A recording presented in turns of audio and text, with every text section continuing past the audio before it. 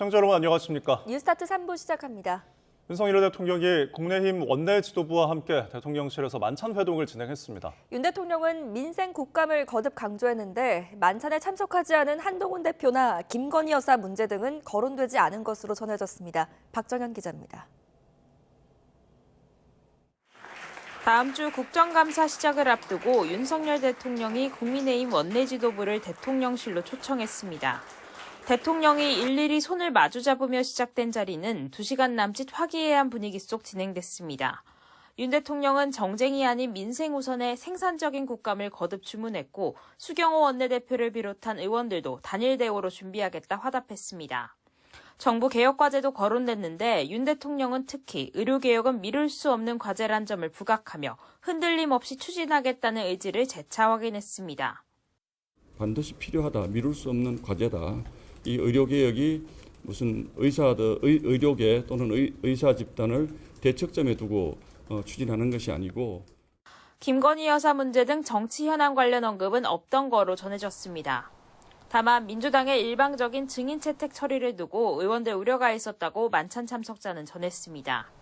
이번 만찬은 추 원내대표의 제의를 대통령실이 수용하며 성사됐는데 한동훈 대표는 초청받지 못했습니다. 국감 준비를 격려하는 자리인 만큼 원외인 한 대표가 참석하는 건 적절치 않다는 취지입니다. 당 안팎에서 이를 두고 뒷말이 나오자 한 대표에게 사전에 만찬 사실을 알렸다고 부연했는데 대통령실과 원내 지도부는 한 대표와의 독대는 별개 문제란 점도 강조했습니다. 대통령과 당대표의 대화가 필요하다면 그건 다른 형식으로 그건 추진이 돼야 되는 것이지 상임위 간사단 만찬에 당대표를 끼워서 하는 방식이 돼서는 안 되지 않겠습니까?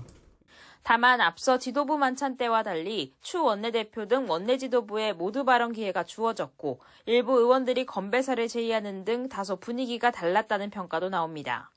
매년 진행된 통상적 자리란 게 대통령실과 친윤계 설명이지만 한 대표의 거듭된 독대 요청에 대통령실 침묵이 길어지는 만큼 당정 간 갈등 기류와 떼어볼 수만 없다는 분석도 적잖습니다. YTN 박정현입니다. 더불어민주당은 윤석열 대통령과 국민의힘 원내 지도부의 만찬을 두고 윤 대통령이 제의를 요구한 김건희 여사 특검법 재표결에 대비한 표 단속이라고 비판했습니다. 김병조 최고위원은 최고위원회의에서 어제 만찬은 김 여사 특검법 거부권 행사와 국회 재표결에 대비하는 표 단속 만찬이라며 심지어 한동훈 대표는 아예 빼버렸다고 지적했습니다. 이현주 최고위원도 윤 대통령이 온갖 비리 의혹에 휩싸인 자기 부인을 챙기느라 긴급히 만찬을 소집한 듯하다며 여당 의원들은 대통령이 지도부를 불러 밥을 먹이면 양심이 어떻든 특검법 재의결도 반대하고 국정감사도 대충 하는 것이냐고 반문했습니다. 국민의힘 한동훈 대표가 지난 7월 전당대회를 앞두고 자신을 향해 이른바 공격 사주를 한 것으로 의심받는 대통령실 출신 인사를 두고 내부 진상조사를 지시했습니다. 논란이 커지자 의혹의 당사자인 김대남 전 대통령실 선임행정관은 탈당을 했는데 여권에선 또 다른 당정 갈등의 뇌관으로 떠오르고 있습니다. 강민경 기자입니다. 지난 7월 국민의힘 당대표 경선을 앞두고 김대남 전 선임행정관은 유튜브 채널 기자에게 한동훈 당시 후보를 공격해달라고 부탁했습니다. 한 후보를 공격하면 김건희 여사가 좋아할 거란 취지였습니다. 야, 니네가 이번에 그거 잘 기획해서 서울에서 치면 너 여사가 야 이병수 씨야? 그러니까 들었다 놨다 했다고 좋아하겠는데. 실제 해당 유튜브 방송은 김 전 행정관이 제공한 내용을 토대로 한 후보가 여론조사 당비로 자신의 대선 인지도 조사를 했다는 의혹을 보도했습니다. 사건 정황이 담긴 녹취록이 석 달 만에 공개되자 한 대표는 심각한 해당 행위이자 범죄라며 진상조사, 사실상 감찰을 지시했습니다.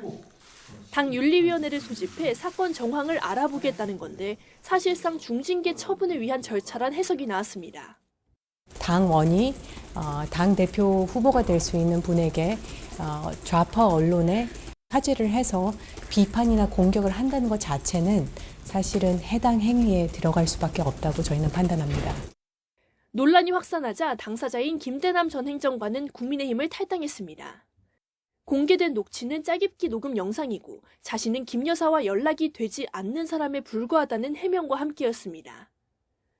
친윤계 의원들도 대수롭지 않은 일일 뿐이라며 넘기는 분위기인데 내부적으로는 한 대표가 괜히 맞받아쳐 사건을 키운 것 같다는 불만 섞인 시선도 읽힙니다.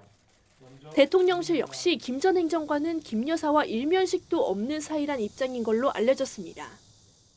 윤석열 대통령과 여당 원내 지도부 간 만찬에 한동훈 대표가 제외된 것을 두고도 뒷말이 나오고 있습니다. 전당대회 당시 한동훈 대표에 대한 대통령실의 불편했던 기류, 여기에 공격 사주에 더해 한동훈 패싱 논란까지 맞물리며 윤한 갈등의 골이 더욱 깊어지고 있다는 우려도 나옵니다. YTN 강민경입니다. 대통령실은 이와 관련해 일방적인 주장일 뿐인 것으로 알고 있다고 밝혔습니다. 대통령실 관계자는 기자들을 만나 김 전 행정관 스스로가 본인의 발언에 대해 허황된 실언이라고 밝혔고 제기된 주장들은 김 전 행정관이 말했듯 과장되고 일방적인 주장이라고 말했습니다. 또 김 전 행정관은 본인이 명백히 밝혔듯이 영부인과 전혀 연락이 되지 않는 실무급 행정관이고 해당 발언은 지난해 10월 대통령실 퇴직 이후에 한 것들이라고 덧붙였습니다. 네, 국회 법제사법위원회는 어제 쌍방울 불법 대북 송금 사건을 수사한 검사의 탄핵 청문회를 열었습니다. 이처럼 22대 국회 들어 야당 주도로 수사나 재판 중인 사건을 따져묻는 청문회가 잦아졌다는 지적 속에 여당은 국회의 사법 개입이라고 반발하고 있습니다. 김다연 기자입니다. 쌍방울 대북 송금 사건을 수사한 박상용 검사의 탄핵 청문회는 증인으로 출석한 이화영 전 경기도 평화부지사의 입에 집중됐습니다. 경기도지사 방북 비용 등을 쌍방울 그룹에 대납하게 한 혐의 등으로 수감된 이 전 부지사는 검사의 진술 회유가 있었다고 거듭 주장했습니다. 이재명 대표가 제3자 뇌물죄로 기소되면 저와 지금 제가 1심에서 처벌받은 모든 내용들이 다 상쇄되고 보석으로 나갈 수 있게 할 수 있다라는 제안을 받았고, 야당이 제기한 의혹이 사실로 드러날 가능성도 배제할 수 없지만 당시 경기도지사는 민주당 이재명 대표, 현재 수원지방법원에서 재판이 진행되고 있다는 점에서 사법 개입이란 지적을 피할 수는 없다는 분석입니다. 결국 이 청문회는 이화영, 이재명 재판에 관여할 목적으로 진행되는 청문회라는 비난을 받지 않을 수 없습니다. 이처럼 수사 재판 중인 사건이 청문회 소재로 등장하는 건 22대 국회 들어 낯선 장면이 아닙니다. 최근 유희림 방송통신심의위원장이 친인척과 지인에게 김만배 신앙님 허위 인터뷰 보도에 민원을 넣게 했다는 이른바 민원 사주 의혹. 현재 경찰이 수사 중인데 그 대상이 공익 제보를 한 방심위 직원에 한정돼 편파 수사를 하고 있다는 게 야당 입장이지만 여당은 민원인 개인정보를 공개한 건 명백한 불법이란 입장을 굽히지 않고 있습니다. 청원인의 신분을 방심위 내부인 등이 외부와 공모하여 불법 사찰했다는 것이 핵심입니다. 공익제보자에게 엄청난 압박을 하고 있어요. 그렇지만 유일임 위원장은 경찰이고 어디고 한 번도 조사조차 받은 적이 없어요. 지난해 세관 직원들의 마약 범죄 연루 혐의를 수사하던 경찰 수사팀이 윗선으로부터 외압을 받았다는 의혹을 두고도 공방이 벌어진 곳은 국회였습니다. 여당은 청문회에서 수사와 재판에 관한 답변을 요구하는 건 위법이라고 주장했고, 야당은 애초 수사가 정치적 목적에 따라 진행됐기에 잘잘못을 따져야 한다고 반박하고 있습니다. 수사와 재판 중인 사건이라도 의혹이 있으면 캐묻는 게 입법부의 역할이라는 걸 부인할 수는 없습니다. 다만 무더기 증인 신청과 핵심 증인의 불출석, 그리고 공방이 오가는 정쟁 청문회가 반복되면서 국회 청문회의 정치적 무게감이 갈수록 가벼워지고 있다는 지적을 피하긴 어려워 보입니다. YTN 김다연입니다. 윤석열 대통령의 제2요구로 국회로 들어온 김건희 여사 특검법과 최상병 특검법, 지역화폐법 개정안이 내일 재표결에 붙여집니다. 여야는 각각 원내 공지를 통해 내일 본회의를 열고 재표결 법안들을 처리할 방침이라고 밝혔습니다. 재표결에선 재적의원 과반 출석에 출석 3분의 2 이상이 찬성을 해야 통과하는 만큼 의원 300명이 본회의에 전원 참석할 경우 108석을 지닌 여당에서 이탈표가 나오지 않으면 법안은 부결돼 폐기됩니다.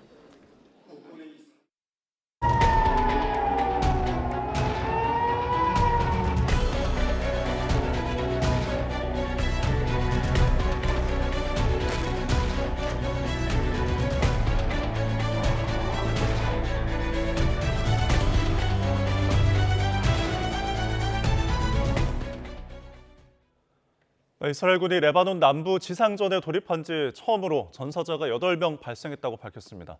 헤즈볼라는 로켓 수백 발로 맞서면서 탱크도 여러 대 파괴했다고 주장하고 있어 지상전 저항이 격렬해질 조짐을 보이고 있습니다. 정규신 기자입니다. 지난 1일 레바논 남부 국경을 넘은 이스라엘군은 헬기와 탱크 등을 동원해 지상전을 계속했습니다. 이스라엘군은 이틀 동안 150곳이 넘는 헤즈볼라 테러 관련 시설들을 제거했다고 밝혔습니다. 하지만 헤즈볼라의 저항은 예상보다 만만치 않았습니다.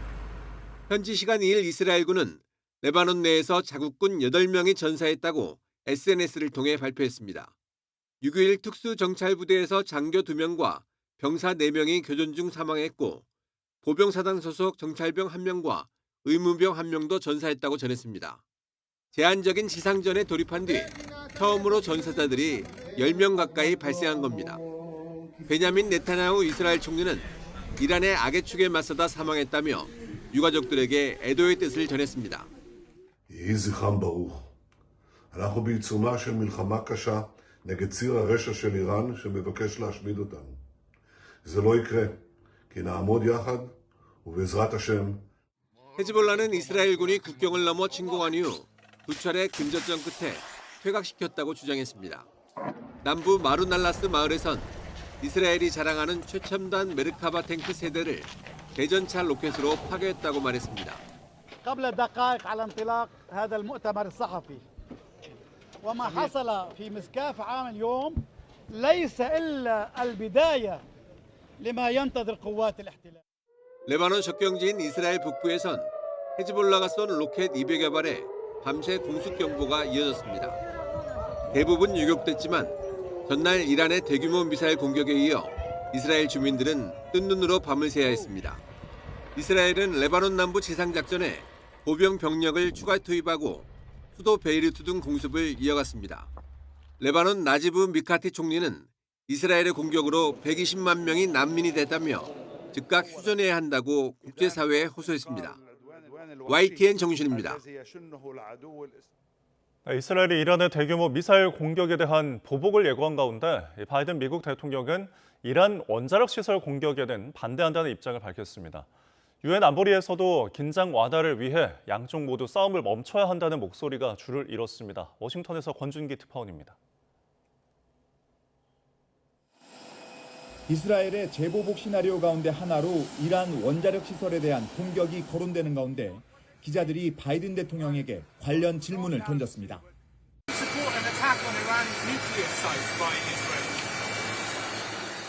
The answer is no, I think there's things, but all 7 of us agree that they have a right to respond, but they should respond in proportion.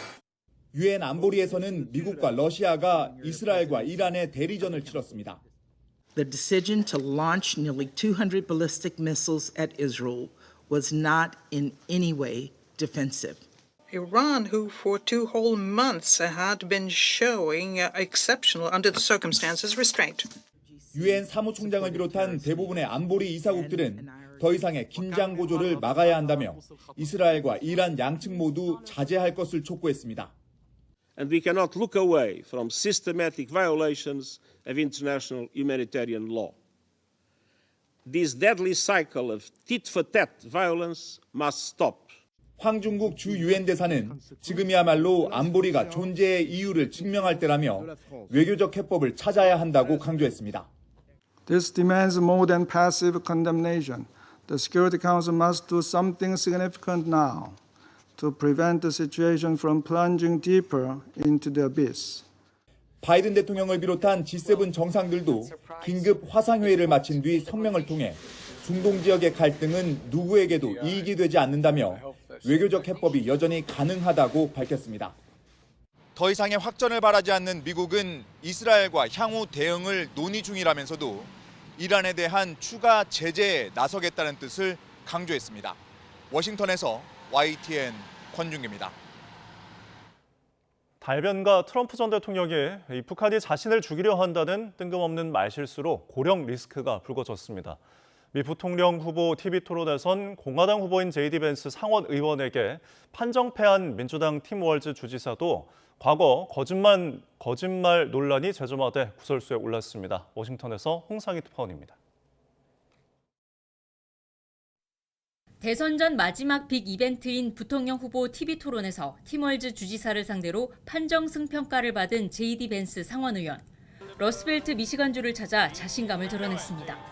And it is great to be in the state that I think is going to be pivotal to giving us 270 electoral votes and making Donald Trump the next president of the United States.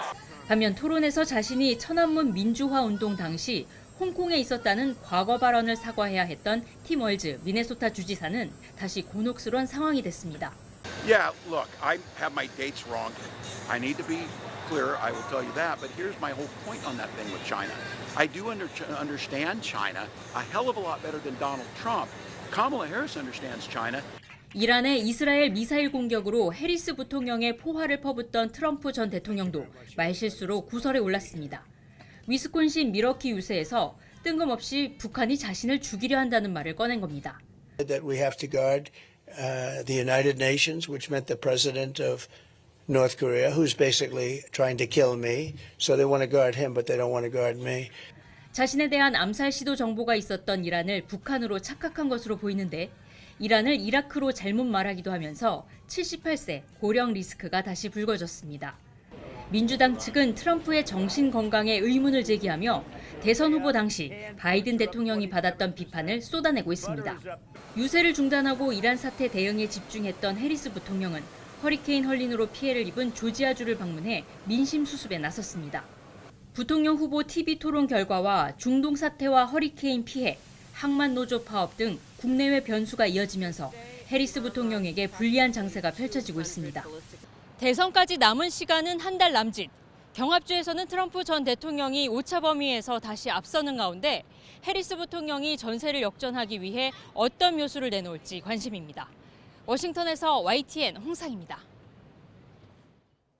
미국 중앙정보국 CIA가 북한과 중국, 이란의 정보원을 모집하기 위한 안내 영상을 SNS에 게시했습니다.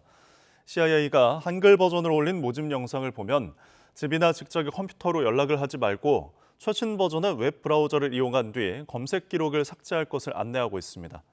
안내문은 또 연락으로, SNS를 사회 교제망으로, 웹 브라우저를 외부 열람기 등으로 표현하며 북한식 단어를 쓰고 있습니다.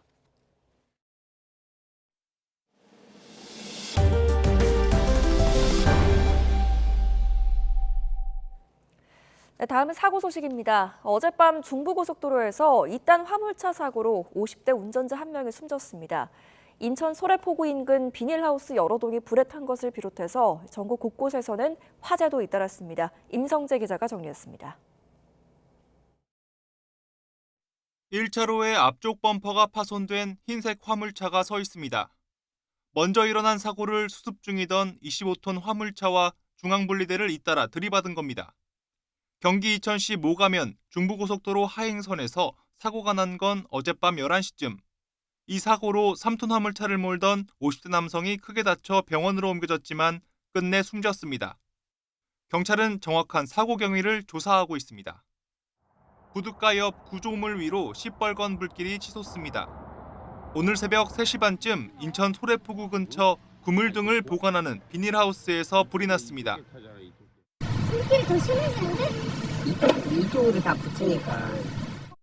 불길은 한때 수킬로미터 떨어진 아파트 단지 등에서도 목격될 정도로 크게 번졌습니다. 어제 저녁엔 인천 소래대교를 달리던 포르쉐 차량에서 불이 났습니다. 소방은 엔진 쪽에서 불똥이 튀었다는 운전자 신고에 따라 화재 원인을 조사하고 있습니다. 경기 수원시에선 달리던 아이오닉5 전기차에 불이 나 2시간 반 만에 꺼졌습니다. 경찰은 앞서 달리던 사다리차에서 떨어진 철제 무게추가 차량 하부 배터리에 부딪히면서 불이 시작된 거로 보고 있습니다. 아파트 단지 안에 소방차가 서 있고 주민들이 걱정스러운 듯 나와 지켜봅니다. 오늘 새벽 0시쯤 경남 창원시 한 아파트 1층 한 세대에서 불이 났습니다. 불이 난 세대와 인근 주민 등 15명의 긴급 대피에 다행히 다친 사람은 없었습니다. 비슷한 시간 대전 대덕구에선 2층짜리 건물 1층에 있는 치킨집에서 불이 나 20분 만에 꺼졌습니다.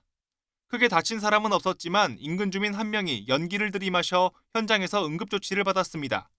YTN 임성재입니다. 대형 화재나 자연재해가 발생할 때면 희생자 유가족들은 애끓는 마음으로 사망자의 신원이 확인되기만을 기다려야 합니다. 경찰이 신원 파악 역량을 강화하기 위해서 테러 상황을 가정한 대응 훈련을 진행했습니다. 정현우 기자가 다녀왔습니다. 지난 6월 경기도 화성 아리셀 공장에 불이 나면서 23명이 숨졌습니다. 당시 시신이 크게 훼손되면서 희생자들이 누군지 최종 확인하는데 사흘이나 걸렸습니다. 이거 뭐 거리만 보면 안다고요. 우리는 화성이니까 신원 확인하려고 이제 아직까지 신원 확인 안 되고. 비통에 빠진 유가족들의 마음을 달래고 수사에도 속도를 내기 위해 경찰이 테러 상황을 가정한 신원 확인 훈련을 진행했습니다. 축제 행사장에 테러가 발생했다는 신고를 받고 출동한 경찰 특공대가 테러범 1명을 사살하고 나머지 1명도 검거합니다. 잔여 폭발물까지 제거했지만 이미 테러범에게 숨진 사람만 8명입니다. 과학수사대가 본격적인 신원 확인 작업에 나섭니다. 질문 사항이 없으면 바로 진입하겠습니다. 1조부터 진입! 시신마다 고유 번호를 부여하고 희생자들의 유류품도 샅샅이 챙깁니다. 문신이나 수술 자국 등 신체 특징을 살피고 유전자까지 채취합니다. 수사 초기 결정적인 단서가 될 지문은 즉시 담당 경찰에게 전달됩니다. 채취한 지문을 사진 촬영하여 경기 남부청 11개 권역에 있는 근무자에게 사진 전송합니다. 빠르고 정확하게 신원 확인하는 방법입니다. 경찰은 앞으로도 대형 화재나 폭발 등 다양한 재난 상황을 가정한 훈련을 통해 신원 확인 역량을 키우겠다고 밝혔습니다. YTN 정윤입니다. 네, 시민단체가 민원 사주 의혹과 관련해 류희림 방송통신심의위원장을 경찰에 다시 고발했습니다. 참여연대와 호루라기 재단은 어제 서울경찰청 앞에서 기자회견을 열고 류 위원장을 업무방해 혐의로 고발한다고 밝혔습니다. 이들은 올해 초 같은 혐의로 류 위원장을 고발했지만 8개월 넘게 피고발인 소환조사도 이루어지지 않는 등 수사에 진척이 없어 추가 고발을 결정했다고 설명했습니다. 또 개인정보보호법 위반 혐의로 고발된 공익 제보자들에 대해서는 압수수색 등 고강도 조사가 벌어지고 있다며 류 위원장에 대해서도 엄중한 수사를 진행해달라고 요구했습니다. 방송통신심의위원회에 민원을 제기했다가 개인정보가 유출된 민원인들이 방심위 직원들과 MBC, 뉴스타파 기자들을 경찰에 고소했습니다. 민원인 측 변호사는 뉴스타파의 김만배 신학림 인터뷰 녹취록 인용 보도를 심의해달라는 민원과 관련해 피고발인들이 자신들의 개인정보를 유출했다고 주장했습니다. 고소장에는 개인정보보호법, 공무상 기밀 누설 등의 혐의를 적었습니다. 민원인 측은 처음에는 개인정보를 유출한 사람을 특정하지 못했지만 지난달 25일 참여연대 기자회견을 통해 성명을 확인하고 고소에 나섰다고 밝혔습니다. 경찰서장은 유죄, 구청장은 무죄. 최근 나온 이태원 참사 관련 이임재 전 용산경찰서장과 박희영 용산구청장의 1심 결과에 대한 논란이 계속되고 있습니다. 법원의 판단이 엇갈린 배경이 뭔지 윤흥선 기자가 짚어봤습니다. 이임재 전 용산서장과 박희영 용산구청장의 유무죄를 가른 기준은 법적 의무가 있느냐 없느냐였습니다. 법원은 이 전 서장의 경우 경찰법과 경찰관 직무 행정법에 따라 국민의 생명을 보호할 책임이 있다고 봤습니다. 반면 박희영 용산구청장에 대해서는 재난안전법에 규정된 책임이 없다고 판단했습니다. 압사 사고가 재난 유형으로 분류돼 있지 않고 지자체가 주최자 없는 행사의 안전대책을 마련해야 한다는 의무도 없어 업무상 과실이 있다고 볼 수 없다는 겁니다. 참사 이후 주최자 없는 다중행사에 대한 지자체의 안전대책 의무가 명문화됐지만 소급 적용은 불가능한 상황. 하지만 일부에서는 법원이 지자체의 역할을 지나치게 소극적으로 해석했다는 지적이 나옵니다. 재난안전법에서 이미 국가와 지자체가 각종 사고로부터 국민의 생명을 보호할 책임이 있다고 명시했는데 판결에 고려하지 않았다는 겁니다. 포괄적인 보호 의무를 가지고 있기 때문에 그 직무상의 책임을 위반한 점에 대해서는 법적으로 책임을 물을 수 있어야 되는 거죠. 이번에 그 무죄 판결도 그런 한정된, 제한된 법리 해석의 결과라고 볼 수 있는 거죠. 이태원 참사 특별조사위에 1호 진상규명 조사 신청서를 접수한 유족은 경찰 특별수사본부와 검찰 수사는 물론 법원 판단에 대한 비판을 이어갔습니다. 설명하고 납득시켜서 잘못에 대한 책임을 분명히 하고 법과 정의를 바로 세워야 하는 것이 검찰이 해야 될 역할이라고 알고 있습니다. 충분히 했는지 최선을 다했는지 묻지 않을 수가 없습니다. 주체자 없는 행사라고 하여 지방자치단체는 인파관리 대응에 전혀 책임이 없다는 식의 이런 형사 판결로는 우리나라 공직자들이 시민의 안전에 대해 어떤 태도를 취해야 되는지 이에 따라 앞으로 특조위에서도 지자체의 책임을 어디까지 볼 것이냐가 주요 쟁점 가운데 하나가 될 것으로 보입니다. YTN 윤홍성입니다. 네, 지난해 극심한 직장 내 괴롭힘을 겪던 20대 청년이 스스로 목숨을 끊는 안타까운 사건이 있었는데요. 최근 이 청년의 죽음이 산업재해로 인정을 받았습니다. 하지만 회사 측은 여전히 책임을 회피하고 있습니다. 송세혁 기자입니다. 첫 직장에서 상사 A씨의 지속적인 괴롭힘에 시달렸던 25살 전영진 씨. 입사한 지 2년도 채 되지 않은 지난해 5월, 결국 스스로 생을 마감했습니다. 전 씨 휴대전화에는 상사 A씨의 폭언과 협박이 담긴 통화 녹음이 남아 있었습니다. 진짜 눈 돌아가면 다 니네 MAB고 다 쫓아다 죽일 거야. 알겠어요. 명심해, 야. 2달간 통화 녹음과 CCTV를 통해 폭언 86건, 협박 16건, 폭행 4건이 확인됐습니다. 하지만 전 씨는 괴롭힘을 신고하기조차 어려운 상황이었습니다. 전 씨가 일했던 회사는 5인 미만 사업장으로 직장 내 괴롭힘을 금지하는 근로기준법 적용을 받지 않았기 때문입니다. 유족들은 산업재해를 신청했고 최근 근로복지공단은 이를 산업재해로 인정했습니다. 업무에서 벌어지는, 회사에서 벌어지는 괴롭힘이 피해자를 자살로 몰고 가게 하는 영향을 크게 미쳤다, 이렇게 판단한 것으로 보여집니다. 앞서 법원은 직장 상사 A씨의 괴롭힘이 전 씨의 사망에 상당한 영향을 미쳤다며 1심에 이어 2심에서도 징역 2년 6개월을 선고했습니다. 이에 대해 회사 측은 외근이 많아 직원과 문제를 알지 못했다는 입장인 것으로 전해졌습니다. 취재진은 여러 차례 연락을 시도했지만 회사 측은 답변을 거부했습니다. 조그마한 5인 미만 사업장에서 사용자가 몰랐다? 이거는 저는 거짓말이라고 생각합니다. 이번 사건을 계기로 5인 미만 사업장에서도 직장 내 괴롭힘을 방지할 법적 제도 개선이 필요하다는 목소리가 커지고 있습니다. YTN 송세혁입니다.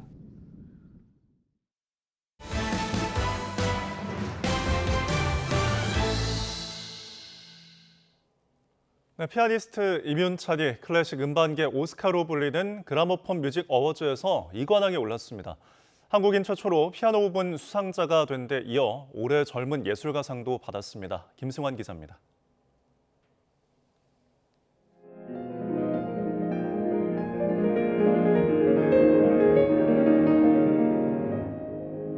(10년) 동안 내 안에 있던 용암을 토해내는 느낌이다. 임윤찬이 지난 4월 쇼팽 에티드 앨범을 내놓으며 밝힌 소회입니다. 까다로운 곡의 첫 2마디를 연습하는 데만 7시간을 쏟을 정도로 공을 들인 이 앨범으로 임윤찬은 그라폰 뮤직 어워즈 피아노 부문의 주인공이 됐습니다. 한국인이 이 음반상 피아노 부문에서 수상한 건 이번이 처음입니다. 첫 음을 누를 때 심장을 강타하지 않으면 그건 연습이 아닌 거잖아요. 레샵을 넘어가는데 느낌이 안 살면 계속 그걸 하는 거죠, 그냥. 앞서 그라모폰은 이 앨범에 대해 깃털처럼 가벼우며 즐겁고 젊음의 활기로 가득하다고 호평한 바 있습니다.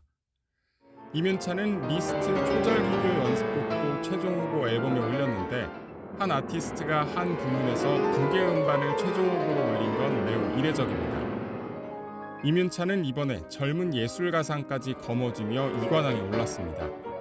반 클라이본 콩쿠르에서 역대 최연소로 우승하며 혜성같이 등장한 뒤 천재소년을 넘어 세계적인 피아니스트로 인정받은 셈입니다. 임윤찬은 오는 12월 지휘거장 파보 예르비가 이끄는 도이치 캄모필하모닉과 협연하며 이번 수상 뒤 처음으로 국내 팬들과 만날 예정입니다. YTN 김승환입니다. 인간 유전자의 70%를 공유하는 초파리뇌 전체 지도가 완성됐습니다. 지금까지 애벌레의 뇌 지도가 완성된 적은 있지만 이 정도로 복잡한 생물의 뇌가 낱낱이 파헤쳐진 적은 처음입니다. 장하영 기자입니다. 초파리 성체의 뇌 지도입니다. 길이가 1mm도 안 되는 깨알보다 작은 뇌지만 뉴런 13만 9천여 개, 시냅스 5천만여 개가 숲처럼 복잡하게 얽혀 있습니다. 초파리의 시신경부터 각종 호르몬을 생산하는 내분비까지 뇌 구석구석을 3D 지도로 완성했습니다. 인간 유전자의 70% 정도를 공유하는 초파리는 사람처럼 술이나 커피에 반응하고 짝짓기를 위해 노래도 부릅니다. 태어나고 죽기까지 2주가 채 걸리지 않아 의학 연구에서 특히 중요한 실험 대상입니다. 지금까지 전체 뇌지도가 완성된 생물은 있었지만 예쁜 꼬마 선충의 뉴런이 302개, 초파리 애벌레 뉴런이 3천여 개로 뇌 구조가 훨씬 단순했습니다. 이번 초파리 커넥톰의 완성으로 감각, 지능, 기억, 행동 제어 같은 뇌 기능의 기초를 이해하기 위한 토대가 마련됐다고 할 수 있습니다. 눈으로 본 장면을 뇌가 어떻게 해석하는지, 단맛을 느끼면 왜 먹으려 하는지 이런 질문들을 커넥톰의 도움을 받아 연구한 것들이 포함되어 있습니다. 이번 연구는 지난 2018년 전자현미경으로 촬영한 고해상도 초파리 뇌사진 2100만 장으로 시작했습니다. 인공지능을 이용해 작은 퍼즐을 조립하듯 뉴런과 시냅스를 추적했는데 사람 혼자 했다면 5만 년이 걸렸을 분량입니다. 플라이와이어라는 웹사이트를 만들어 연구자 수백 명이 수정하고 결과를 공유해 시간을 단축했습니다. AI는 사실 완벽하지가 않거든요. 사람들이 일일이 수정 과정을 거쳐야 돼요. 플라이와이어라는 툴이 그 수정을 가능하게 하는 툴이거든요. 그리고 동시에 여러 명의 접속자가 접속을 해가지고 수정이 가능하게 만드는 툴인데 그게 시작한 게 2019년이에요. 인간의 뇌는 뉴런 860억 개, 시냅스 100조 개 정도로 이루어져 있는 걸로 추정됩니다. 네이처에 실린 이번 연구는 치매를 비롯한 뇌 질환을 이해하는 밑바탕이 될 전망입니다. YTN 장하영입니다. 네, 시각장애인들에게 문화예술 체험은 그야말로 그림의 떡입니다. 그런데 국내 연구진이 시각장애인들의 전시 관람 접근성을 개선하기 위해서 로봇을 이용한 개인 맞춤형 관람 서비스를 개발했다고 합니다. 임늘솔 기자가 취재했습니다. 시각장애인이 영화나 드라마 등 영상 콘텐츠를 제대로 즐기려면 청각 자료가 필수입니다.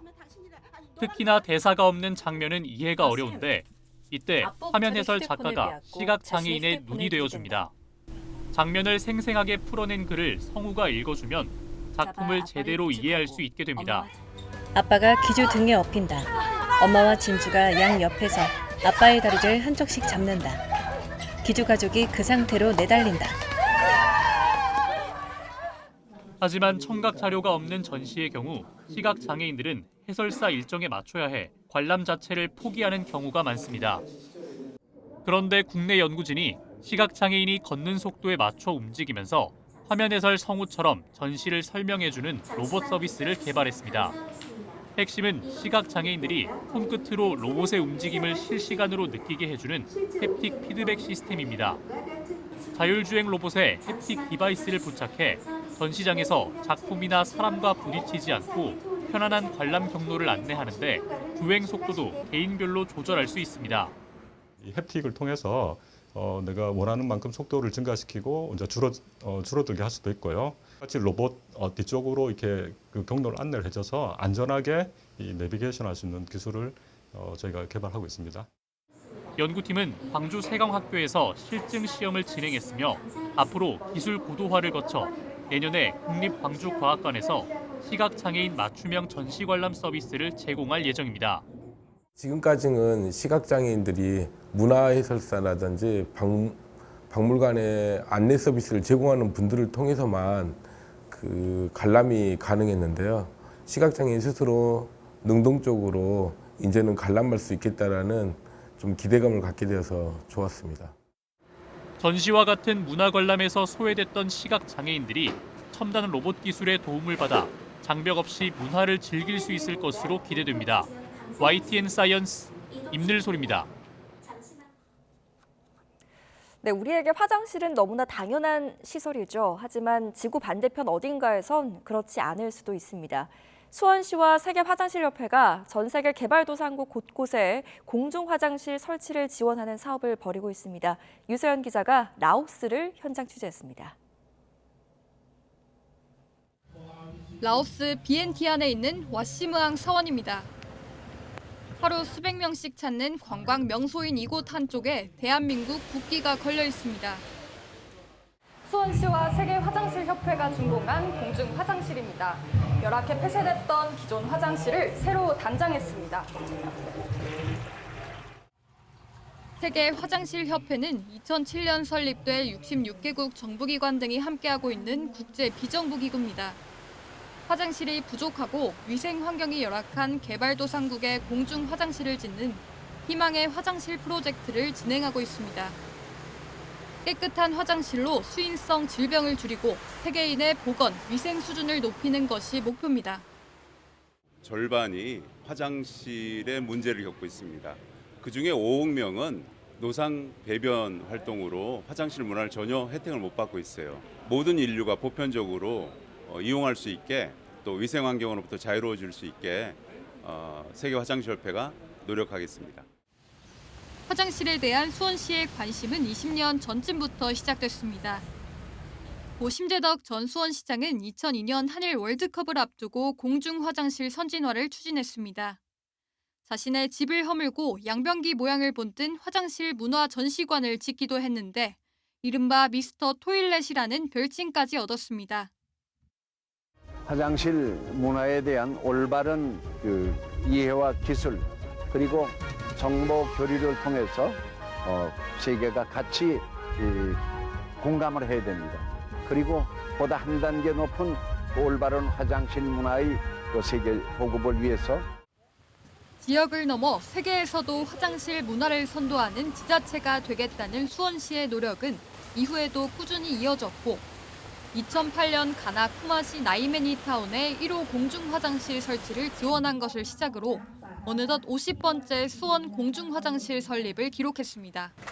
언급을 꺼리는 화장실이 생명 안전과 직결되는 중요한 공간이라는 인식의 전환을 이루는 그날까지 멈추지 않겠다고 강조했습니다.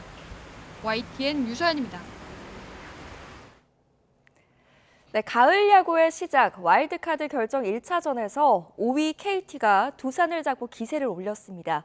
KT는 올 시즌 15승을 챙긴 다승왕 두산 곽빈을 일찌감치 끌어내리며 완벽한 승리를 챙겼습니다. 조은지 기자입니다. 두산 베어스 어린이 회원이었다는 인기 걸그룹 뉴진스, 민지의 야무진식으로 쌀쌀한 날씨 속 가을 야구가 막을 올렸습니다. 승부는 1회 일찌감치 기울었습니다. 전날 5위 결정전 단판 승부에서 극적인 역전승을 챙긴 KT는 상승세 그대로 올해 다승왕 두산 곽빈을 두들겼습니다. 장성우가 적시타로 먼저 점수를 냈고 강백호가 수비 글러브를 스치듯 절묘한 우전 안타를 때려 한 점을 더 달아났습니다. 오재일과 배정대까지 차곡차곡 터지면서 KT는 1회에만 넉점을 뽑았습니다. 흔들린 곽빈은 2회 첫 타자 심우준에게 볼넷을 내준 뒤 발라조빅에게 마운드를 넘겼습니다. 6번째 등판한 가을 야구에서도 우승 징크스의 악연을 끊지 못한 겁니다. 반면 큰 경기의 승부사 KT 선발 쿠에바스는 몸을 날리는 투혼으로 팀을 단단하게 묶었고 삼진만 9개를 곁들이며 호투했습니다. 원아웃 1-3루에서 김재환을 루킹 삼진으로 잡은 6회 이 장면이 하이라이트였습니다. 선발 투수의 희비가 극명하게 엇갈린 가운데 마법사 군단은 두산을 4-0으로 잡았습니다. But we need one more, okay? Thanks for always supporting us, no matter the situation and the result of the game. 감사합니다. 사랑해요. KT가 와일드카드 2차전에서도 이기면 3위 LG가 기다리는 준 플레이오프에 진출합니다. 2015년부터 시작된 와일드카드 경기에서 5위가 4위를 꺾고 올라간 적은 단 한 차례도 없습니다. YTN 조은지입니다.